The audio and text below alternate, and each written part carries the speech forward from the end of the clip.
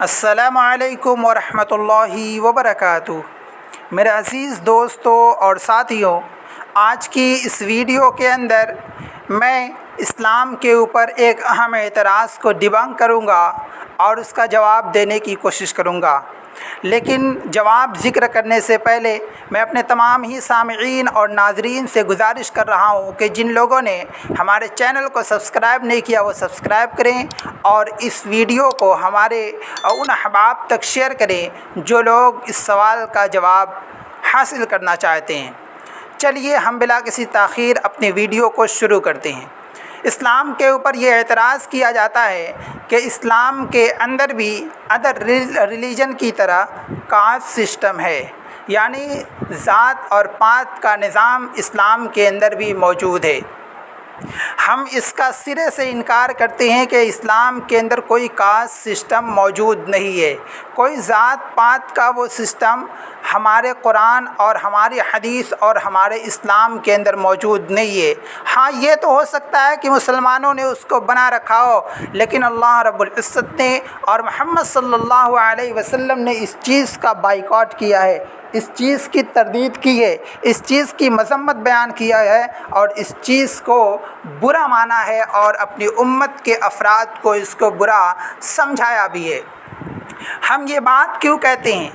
ہم اس بات کو کس طریقے سے پیش کر سکتے ہیں؟ تو ظاہر سی بات ہے، اس کے لیے دلیل ہونی چاہیے کہ اسلام کے اندر اگر ہمارا کلیم ہے، ہمارا یہ دعویٰ ہے کہ اسلام کے اندر کاسٹ سسٹم نہیں ہے، ذات پات کا کوئی نظام نہیں ہے، تو پھر ہمیں اس کے اوپر دلیل پیش کرنی چاہیے۔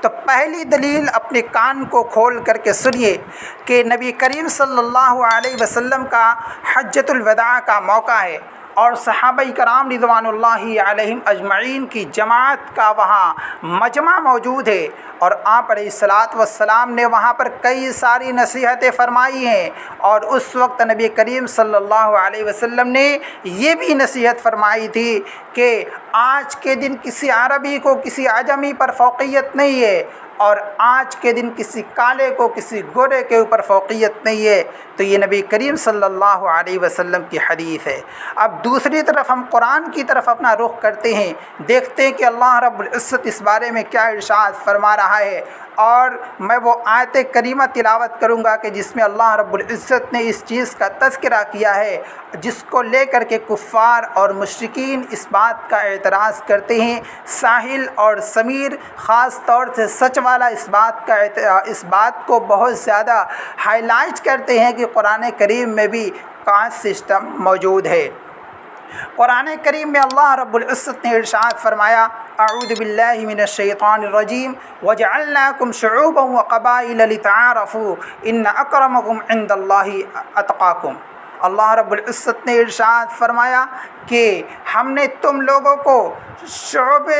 در شعبے بنایا اور قبیلے در قبیلے بنایا، ٹولی در ٹولی بنایا، کیوں؟ لتعارفوا ان اکرمکم عند اللہ اتقاکم، کہ بلا شبہ تم میں کا سب سے زیادہ معزز شخص اور سب سے زیادہ عزت والا شخص اللہ رب العزت کے نزدیک وہ ہوگا کہ جو سب سے بڑا متقی ہوگا۔ اس آیت کے اندر شعوب اور قبائل کا تذکرہ ہے۔ اس سے لے کر کے یہ نان مسلمس اور اس طریقے سے مرتدین اعتراض کرتے ہیں کہ الگ الگ کاسٹ کو اللہ رب العزت نے بنایا ہے۔ ہم کہتے ہیں کہ جی یقیناً بنایا ہے، لیکن کیوں؟ اللہ رب العزت نے اس کا ریزن بھی بیان فرمایا، کسی کے اوپر فوقیت کے لیے نہیں، کسی سے بڑا اور چھوٹا دکھانے کے لیے نہیں، کسی کو چھوت اور اچھوت دکھانے کے لیے نہیں، بلکہ اللہ رب العزت نے یہ ارشاد فرمایا تھا لتعارفوا، کہ ہم نے آپ کو شعبے در شعبے اور قبیلے در قبیلے اس لیے بنایا تھا کہ تم لوگ تعارف کر سکو، ایک دوسرے کو پہچان سکو، ایک دوسرے اپنے آپ کو آئیڈینٹیفائی کر سکیں کہ میں اس قبیلے سے ہوں، میں اس قبیلے سے ہوں۔ ہاں جو بڑا ہوگا، جو فوقیت رکھتا ہوگا، جو ایک دوسرے سے بڑا ہوگا، تو بڑا ہونے کا جو معیار ہوتا ہے اللہ رب العزت نے وہ بھی آگے کلیئر کر دیا کہ وہ معیار کیا ہے۔ اللہ رب العزت نے فرمایا ان اکرمکم عند اللہ اتقاکم، کہ تم میں کا سب سے زیادہ باعزت اور معزز شخص اللہ رب العزت کے نزدیک وہ ہوگا کہ جو سب سے بڑا متقی ہوگا۔ اس لیے میں کہتا ہوں کہ